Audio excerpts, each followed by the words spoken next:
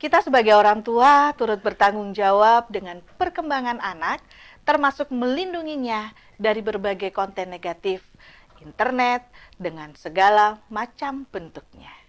Mulai dari media sosial, browsing pencarian, bahkan konten video yang sangat mudah untuk diakses oleh siapapun, termasuk anak-anak kita.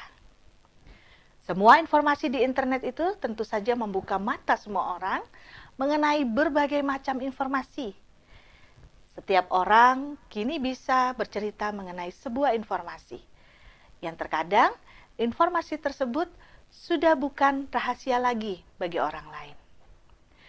Pengetahuan sebuah informasi bukan lagi untuk mereka yang bisa membeli koran atau televisi seperti puluhan tahun sebelumnya. Semuanya bisa mengaksesnya, bisa mengetahuinya, dan bisa menikmatinya. Termasuk anak-anak kita, mereka bisa melakukannya. Ya, semuanya itu bisa dilakukan di dalam genggaman anak-anak kita. Karena memang gadget saat ini bukan barang yang mewah lagi bagi kebanyakan orang. Alat sebagai media, di mana anak-anak bisa mengakses internet juga semakin begitu mudah. Nah, lalu apa nih yang bisa kita lakukan sebagai orang tua untuk bisa memproteksi anak-anak kita dari berbagai dampak negatif?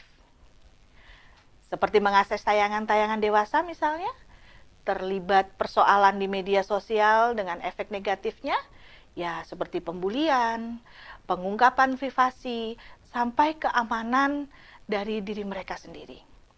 Semua masih berada di bawah tanggung jawab kita sebagai orang tua. Artinya, keamanan aktivitas digital anak-anak kita yang masih sedikit pengalaman itu harus kita proteksi sebagai bentuk tanggung jawab tadi. Beberapa ada tips berikut yang bisa kita jadikan bahan pertimbangan untuk diterapkan guna melindungi anak-anak kita dari akibat negatif internet tadi. Yang pertama adalah kita bisa memberikan contoh kepada anak-anak kita. Bagaimana sih bentuknya? Jangan berikan contoh berselancar di internet dengan konten-konten untuk orang dewasa di depan anak-anak kita. Ini penting, supaya kita bisa mengajari secara langsung dengan perbuatan kita yang baik ketika menggunakan akses internet. Berikutnya adalah memberikan penjelasan atau mungkin edukasi mengenai internet itu sendiri dengan sederhana. Kita jelaskan bahwa internet menjadi media pembelajaran yang baik untuk pengetahuan dan hal-hal yang baru yang bisa diakses. Tapi jelaskan juga bahwa tidak semua informasi di internet itu cocok untuk anak-anak atau mereka yang belum cukup umur. Nah, dalam hal ini sebaiknya kita sebagai orang tua ini juga mulai belajar mengenai aplikasi parental atau di mana aplikasi tersebut membatasi gadget yang dimiliki oleh anak kita yang belum umur untuk bisa mengakses sesuai dengan usianya. Atau kalau dalam pencarian kita bisa menggunakan safe mode supaya akses dibatasi secara otomatis bagi konten-konten negatif itu tadi. Ya, dan tak kalah pentingnya adalah kita tawarkan berbagai pilihan dan dorongan kepada anak-anak untuk bisa melakukan aktivitas di luar online. Bermain secara melibatkan fisik misalnya, kemudian keluar rumah dengan pemantauan dan kegiatan-kegiatan offline tentunya.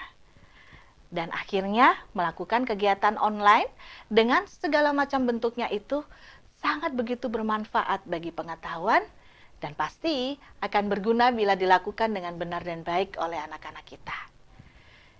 Ilmu apa saja yang bisa didapatkan di sana. Tapi di wilayah yang sama, anak-anak kita juga ditawarkan berbagai macam hal yang sifatnya negatif dan hal tersebut tentu kita tidak bisa menghindarinya. Jadi oleh karena itu anak-anak kita masih menjadi tanggung jawab kita. Dan kita juga harus memberikan perlindungan ekstra bagi anak-anak kita tersayang.